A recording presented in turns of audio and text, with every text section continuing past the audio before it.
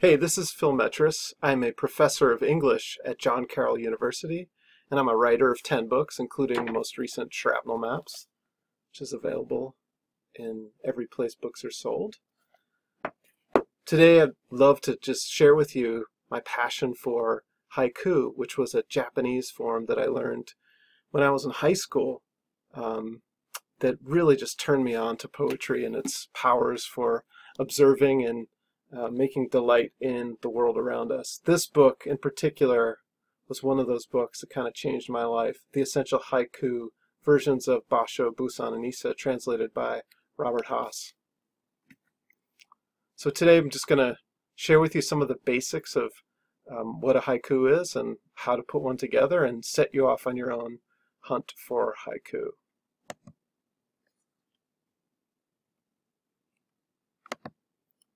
So what is a haiku? A haiku is a 17th century Japanese form.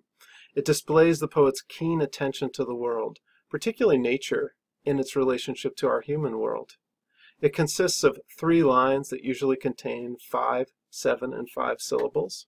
And here's an example from the master Basho. I'm awake at night, the sound of the water jar cracking in the cold. There's something so beautiful about this image. Of course, this would have been happening in winter when there wasn't heat the way we have indoor heating. And what he's hearing is a jar, probably a clay jar of water that has gotten to the temperature where it cracks.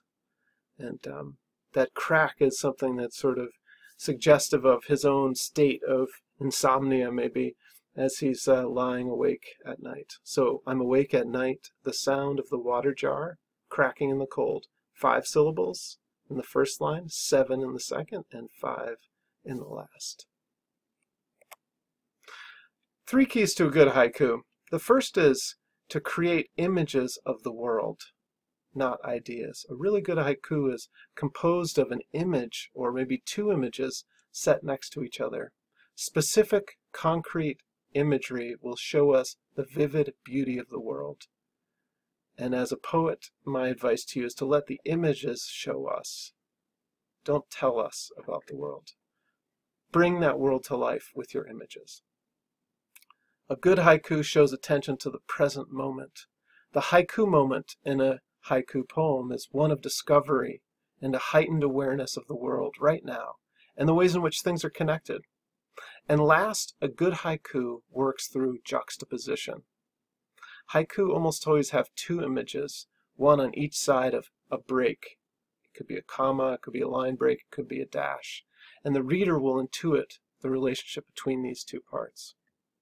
So here's some example, and this is one that I wrote this morning as I was walking here to the office to record this. I was hearing the birds, and there's sort of lovely music sort of passing through the air, and just typed this out on my phone. All morning long, on invisible wires, birds chat with each other.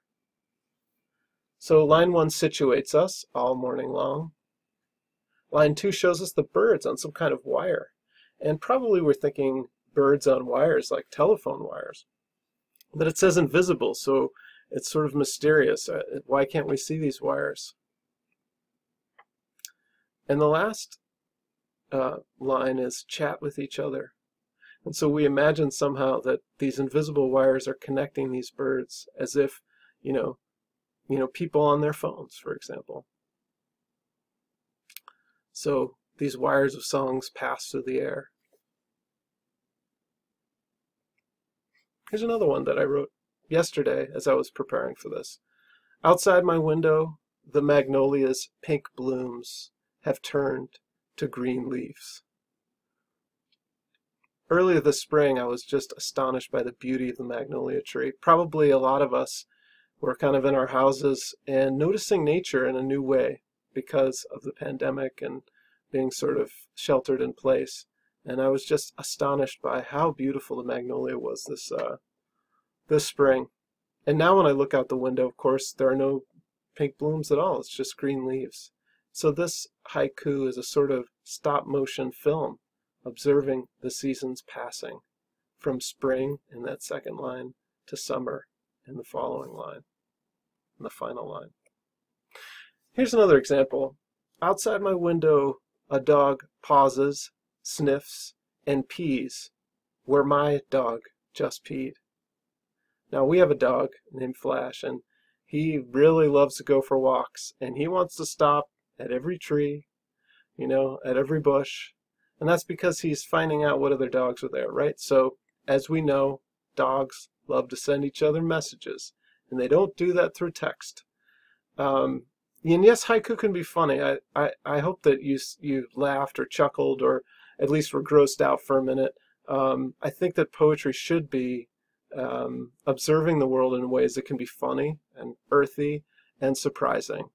If you're interested in funny poetry, I do recommend the poetry of Isa to find more funny ones. For example, "Don't worry, spiders. I keep house casually." That's a translation from Robert Haas.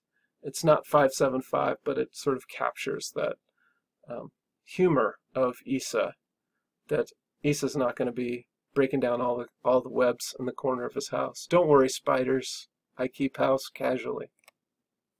Here's another one, and this sort of speaks to the specificity of my own neighborhood, which is in University Heights, surrounded by the Orthodox community. Something that I've recently observed is suddenly all these Orthodox teens have this new device, and this poem speaks to that. "Outside my window, Orthodox teens lean forward on new hoverboards." Outside my window, Orthodox teens lean forward on new hoverboards. So in my neighborhood, of course, all the people dress in very formal dress, particularly when it's a holiday or when it's the Sabbath. The boys are dressing already in little suits. And yet, these teenagers have also found a new technology to get around without sweating it out on these hot summer days in their full suits, and that is the hoverboard. And so there's something about the juxtaposition, that setting side by side of this tradition that's grounded and rooted in hundreds of years of old ways, and this new technology suddenly being adapted. I'd like to share with you a couple poems, 3 poems from my friend Hayan Sharara, who wrote a series of porch haiku. Now, Hayan is kind of a sardonic, funny person. He's a bit gothic at times, but he loves to sort of view and to depict the grittiness of reality and of the world. And I think that one of the things he's done is really brought haiku into the sort of 21st century. In that way, he's sort of a throwback to Isa and some of the haiku poets who were trying to kind of mess with the tradition or sort of change it in interesting ways. So here are 3. "On the porch, we shut up for a minute to hear cicadas. On the porch, I watch a dog eat from the trash. On the porch, the ashtray fills up with rain." So we have this is lots of personality here. We see the grittiness of the world, that dogs are eating from trash and an ashtray is filling up, but not with cigarettes in this case, but with rain, which is sort of a beautiful way of acknowledging the human and the natural interactions that happen all around us. And the last kind of the first kind of similarly, that people are chatting and yakking on the porch, but when they quiet for a minute, they hear this amazing sound of cicadas. And the cicada call, which is such an amazing, dry, wonderful call, which is essentially like a romance call. It's the cicada's version of pop music. So how to get started?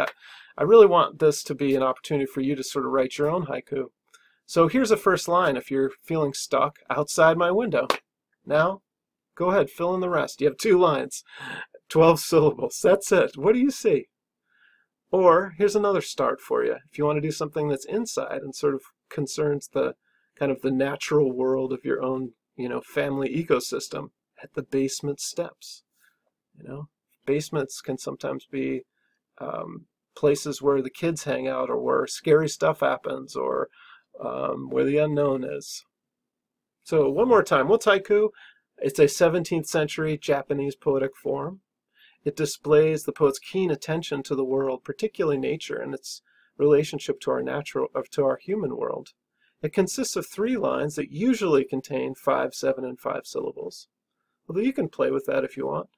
I personally enjoy the obstacle, or the kind of the rigidity of the form, because it's more fun for me to try to see what I can pack into those 5, 7, and 5. And that's it. So get a notebook or some paper and a pen and open up your poetry eyes. You all have them. Sometimes they're asleep, but open them up and just see this beautiful, strange, and surprising world.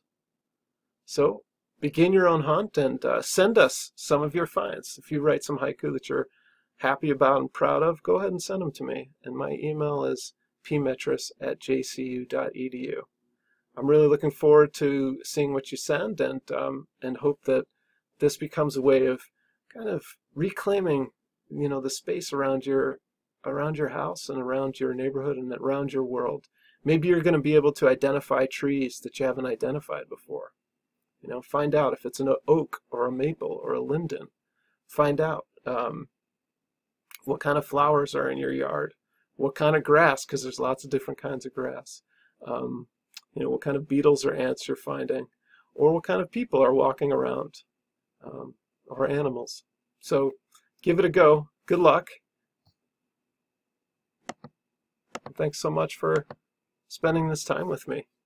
All right, take care.